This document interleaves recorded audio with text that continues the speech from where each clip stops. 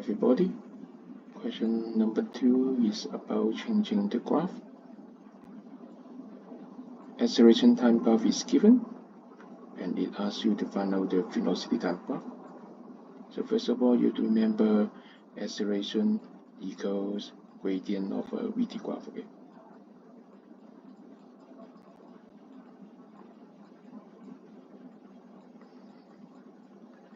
And look at the graph of the AD graph.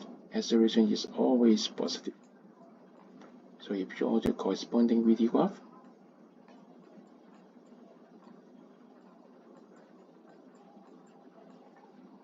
the gradient is always positive. And then look at the change of the value of acceleration. First increase and then decrease. It means that the gradient of the VT graph first increase and then decrease. Then how to draw the graph?